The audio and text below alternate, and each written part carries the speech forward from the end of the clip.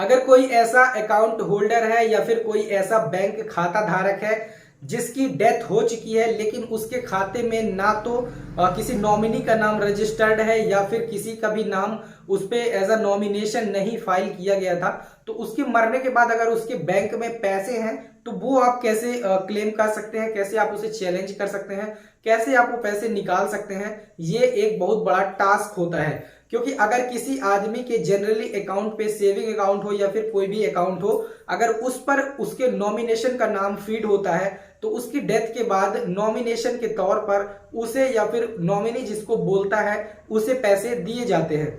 लेकिन अगर नॉमिनी तौर पर रजिस्टर्ड नहीं है बैंक अकाउंट में और बैंक अकाउंट होल्डर की डेथ हो जाती है तो उसके बच्चों को, उसके बीवी को, जो भी उसके सगे संबंधी है, अगर वो इससे संबंधित क्लेम करना चाहते हैं बैंक में और उसका पैसा निकलवाना चाहते हैं, विड्रॉवल करना चाहते हैं, तो इसके लिए थोड़ा सा लॉन्ग प्रोसीजर होता है। सो आज की इस वीडियो पे मैं आपको यही बताऊंगा कि अगर किसी अकाउंट होल्डर की डेथ हो चुकी है और उसकी डेथ के पहले या फिर उसकी डेथ के जो अकाउंट है उसमें किसी का नॉमिनी रजिस्ट्रेशन नहीं है, तो आप कैसे उसका पैसा निकाल सकते हैं। गाइस, मैं हूं चंद्रभान चक्रवर्ती और आज की इस वीडियो पे मैं आपको डेथ आदमी के अकाउंट से पैसे कैसे निकालते हैं ये बताने वाला हूं। तो चलिए चलते हैं कंप्यूटर स्क्रीन पर, देखते हैं इसके लिए क्या क्या जरूरी डॉक्यूमेंट्स है और इसका प्रोसेस क्या होता है।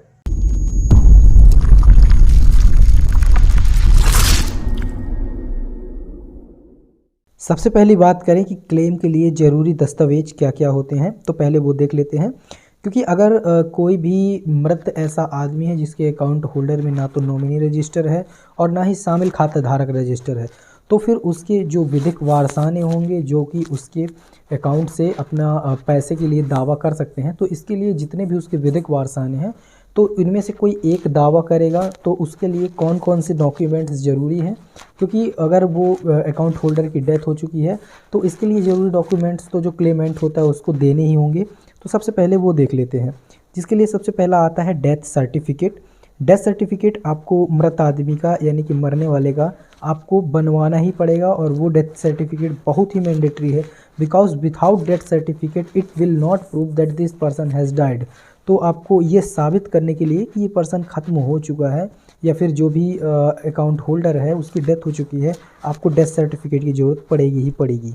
इसके बाद आता है ऑल लीगल हेयर केवाईसी, यानी कि जो भी विधिक वारसान क्लेम करता है या फिर उसके जितने भी विधिक वारसान हैं सबकी आपको जानकारी देनी पड़ेगी कि इसमें कितने कितने इसके पुत्र हैं, कितनी पुत्रियां हैं और उनमें उसकी पत्नी का क्या नाम है। तो जो भी क्लेमेंट होगा या फिर जो भी क्लेम करेगा और जो भी उसके विधिक वारसाने हैं तो सबकी एक लिखित जानकारी, उनका आधार कार्ड, उनका परिचय पत्र, उनकी फ़ोटो आपको देनी पड़ेगी अपने एप्लीकेशन के साथ।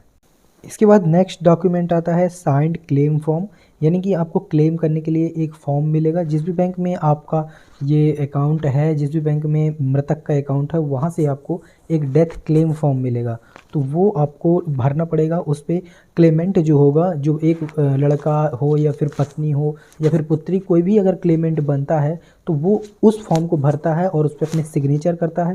साथ में उसके सभी विधिक वारसानों के सिग्नेचर उसमें होते हैं, जिसे साइंड क्लेम फॉर्म कहा जाता है। तो इस फॉर्म की आपको ज़रूरत पड़ेगी। ये आपको बैंक की शाखा से मिल जाएगा या फिर कहीं आप ऑनलाइन की दुकान से भी इसे ले सकते हैं। मैक्सिमम तौर पे ये आपको उसी बैंक से प्रोवाइड कराया जाएगा। नेक्स्ट फॉर्म की बात करें तो आपको ये बहुत ही ज़रूरी डॉक्यूमेंट है, ये बहुत ही इंपॉर्टेंट होता है, एफिडेविट बाय लीगल हेयर, यानी कि जो भी आप क्लेमेंट होगा, जो भी क्लेम के लिए अप्लाई करेगा उसको एक एफिडेविट देना होता है। अब ये एफिडेविट पैसे के ऊपर डिपेंड करता है, जितना भी पैसा होगा। अगर आपका 5 लाख से ज़्यादा का पैसा है तो आपको 1000 से ज़्यादा का एफिडेविट देना होगा। अगर आपका 5 लाख से कम है तो आप 500 रुपये के, या फिर आप अगर 1-2 हज़ार है तो आप 100 रुपये के स्टाम्प पेपर पर ही दे सकते हैं। ये डिपेंड करता है पूरा का पूरा पैसे के ऊपर, लेकिन आपको मिनिमम 100 रुपये के स्टाम्प पेपर पर ये देना ही होता है।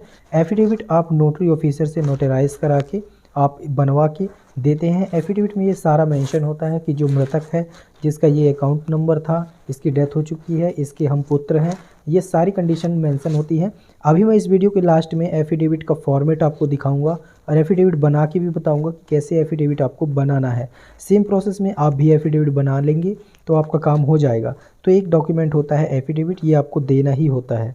नेक्स्ट डॉक्यूमेंट होता है NOC from other legal heir, यानी कि जो भी उसके और वाजिब वारिसान हैं, जो भी उसके विधिक वारसान हैं, उनसे आपको ये नो ऑब्जेक्शन सर्टिफिकेट लेना होता है, जो कि एक सहमति पत्र होता है। ये सहमति पत्र आपको जमा करना होता है।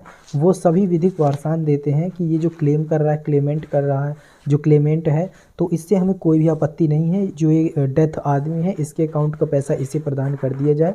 ये इसमें किसी प्रकार का धोखाधड़ी नहीं है। हमारी पूर्ण सहमति है कि ये पैसा इसे दे दिया जाए। जो बाकी के भाई होते हैं, बहनें होती हैं, माता होती हैं, उस अकाउंट होल्डर के जितने भी विधिक वारसान होते हैं, बाकी सब ये एनओसी देते हैं, एक सहमति देते हैं, तब जाके ये प्रोसेस कंप्लीट होती है। इसके बाद की प्रोसेस होती है अकाउंट डिटेल ऑफ क्लेमेंट, यानी कि जो भी क्लेम कर रहा है, जो क्लेम करने वाला है, उसके अकाउंट की डिटेल भी आपको अपने एप्लीकेशन के साथ, क्लेम फॉर्म के साथ देनी होती है। तो ये सारे डॉक्यूमेंट आपको पहले प्रिपेयर कर लेने हैं।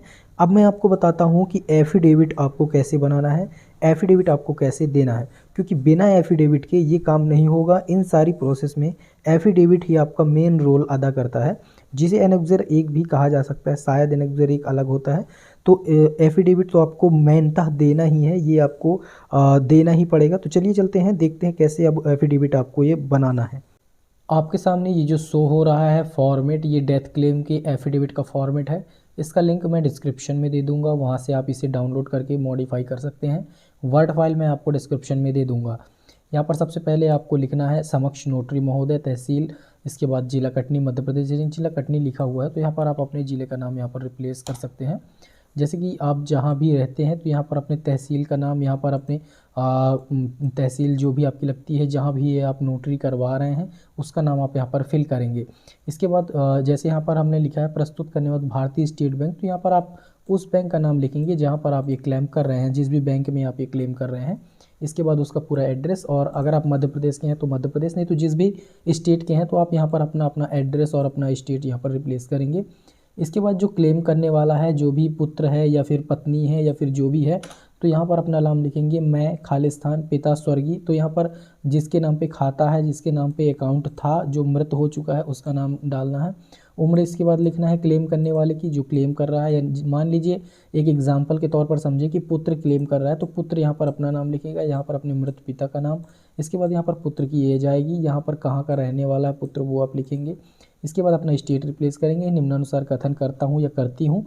इसके बाद पहला आप लिखेंगे यह कि शपथ करता है, शपथ करती उपरोक्त पते का स्थायी निवासी है। दूसरा यह कि शपथ करती या शपथकर्ता के पिता स्वर्गीय, खालिस्तान पिता का बचत खाता आपकी शाखा में खाता क्रमांक ये IFSC कोड ये के द्वारा चालू था, जो कि वर्तमान की स्थिति में भी चालू स्थिति में है। कहने का मतलब ये है कि जिसकी मृत्यु हो चुकी है, आपके पिता की, आपके माता की, जिसकी भी, तो यहाँ पर आप उसका नाम लिखेंगे। इसके बाद उसके पिता का नाम लिखेंगे जिसकी मृत्यु यहाँ पर हो चुकी है। इसके बाद यहाँ पर अकाउंट नंबर आप लिखेंगे, जो जिससे आप क्लेम करना चाहते हैं, जिस अकाउंट में आप क्लेम करना चाहते हैं, उस अकाउंट नंबर को आप लिखेंगे, यानी कि मृतक का अकाउंट नंबर, और उसका IFSC कोड लिखेंगे आप। इसके बाद तीसरी पोजीशन में आपको लिखना है, तीसरी कंडिका में, यह कि उक्त वर्णित कंडिका क्रमांक 2 में खाता के खाता धारक मुझ शपथकर्ता के पिता हैं जिनकी मृत्यु दिनांक खालिस्तान को हो चुकी है। तो यहाँ पर आपको मृत्यु दिनांक लिखना है, जो भी डेथ सर्टिफिकेट में डेथ डेट यहाँ पर हो वो आपको लिख देना है। बैंक शाखा से संपर्क करने से ज्ञात हुआ है कि मेरे पिता खाता धारक के उक्त खाते में लगभग खालिस्तान रुपए जमा थे, यानी कि जितने भी रुपए हों तो आप लगभग में लिख सकते हैं। मुझ शपथकर्ता के पिता खाता धारक के खाते में उनके किसी भी विधिक वारसान का नाम नॉमिनी दर्ज नहीं था, तो ये आप यहाँ पर लिखेंगे। इसके बाद फोर्थ पॉइंट आपको लिखना है, यह कि उक्त वर्णित कंडिका क्रमांक 2 में खाता धारक के मुझ विधिक वारसान खाता धारक के विधिक वारसानों का सिजरा निम्नानुसार है, यानी कि जो भी ये अकाउंट होल्डर है तो इसके जो विधिक वारसान हैं, पुत्र हैं, पुत्री हैं, उनका सिजरा आपको यहाँ पर देना है। तो जितने भी उसके पुत्र हैं यहाँ नाम लिखना है, उसकी पुत्रियों का नाम लिखना है, उसकी पत्नी का नाम यहाँ पर आपको लिख देना है। ये सिजरा बनाना बहुत ही महत्वपूर्ण है, क्योंकि अगर आप ये सिजरा नहीं बनाएंगे तो ये पता नहीं चलेगा कि क्लेम करने वाला कौन है और जो मृतक है उसके कितने विधिक वारसान हैं। तो ये बहुत ही इंपॉर्टेंट है, आपको बनाना है। फिफ्थ पॉइंट आपको लिखना है, यह कि मैं शपथकर्ता उक्त खाता धारक का पुत्र हूँ तथा अपने पिता के उक्त खाते में जमा राशि की क्लेम हेतु शपथ पत्र श्रीमान के समक्ष प्रस्तुत कर रहा हूँ।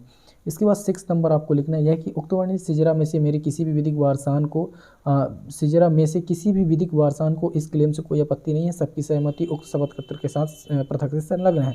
यानी कि इस एफिडेविट के साथ आपको एक सहमति पत्र भी बनवाना है, तो उस सहमति पत्र को आप इसके साथ लगा देंगे।